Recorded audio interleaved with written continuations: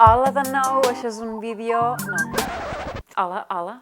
Hola de nou i benvinguts i benvingudes a un nou vídeo de les càpsules preuniversitàries de Preparats Llestos Universitat. I ara llançaré una pregunta a l'aire. Hi ha algú a la sala que no sàpiga com presentar el treball de recerca?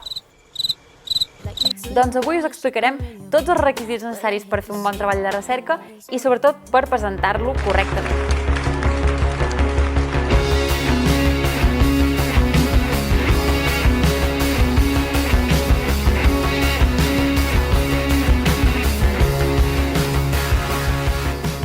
Primer de tot, l'estructura. El treball de recerca és un document o un informe que ha de tenir les següents parts. Un moment, que ho tinc aquí.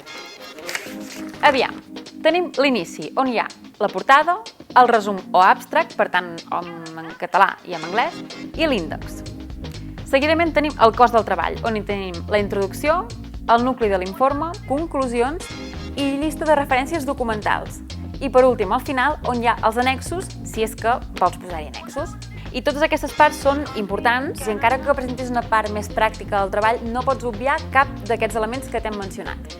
Encara que el tema que hagis triat t'apassioni molt, el que et recomanem és que intentis sintetitzar al màxim i que no escriguis de més. Per molt que el facis llarg, si no és important la informació que hi poses, no trobaràs més bona nota.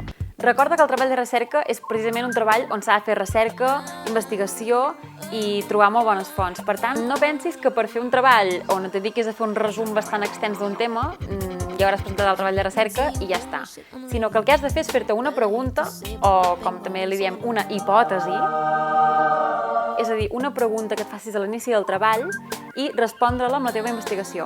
Per exemple, si el que vols fer és preguntar-te com afectarà la contaminació a la ciutat de Barcelona, la teva hipòtesi podria ser: com afectaran els índexs de contaminació a la ciutadania de Barcelona en un termini de 10 anys?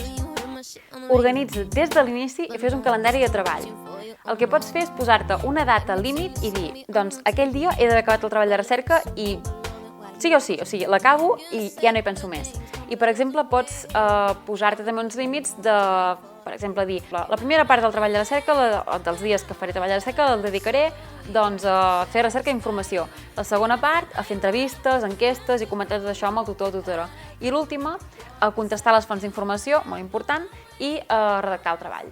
Redacta un índex i una introducció provisionals. Ja sé que acabo de dir que són les parts que hauries de deixar pel final, però és bo que comencis a redactar-les des del principi, fer esborranys i anar-les millorant a mesura que vas fent el treball. Un índex organitzat i ben clar i una introducció potent captarà molt l'atenció del jurat.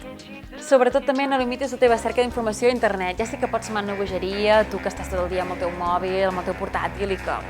Hola, què hi ha d'haver fora d'internet? Sí, allà hi és tot. Hola. Però si surts a fora i visites biblioteques, arxius, llegeixes articles de revistes científiques, mires documentals, pel·lícules, tot això et servirà molt. Mentre la font sigui fiable i la puguis contrastar, t'aniràs superbé. Molt important, encara que et sembli que no es notarà, fer un treball a base de copy-paste es veu d'una hora lluny i a més hi ha eines digitals que són automàtiques i que poden identificar si has copiat o no.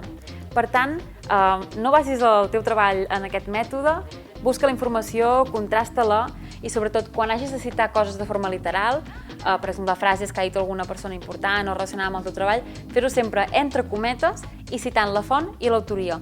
Fins i tot quan expliques un concepte d'una altra persona però en les teves pròpies paraules, has de citar-ne també l'autoria. I per últim, fora dels consells, vull parlar una mica de l'atenció al tema de la redacció del treball.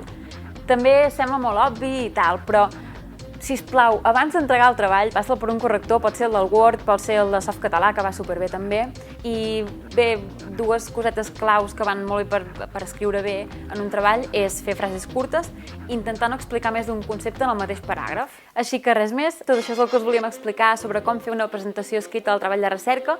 Si voleu saber com fer la presentació oral del treball de recerca, tenim un videotutorial on ho expliquem tot i estarà linkat aquí sota a la caixa d'informació. Que tingueu molta sort. Fins aviat!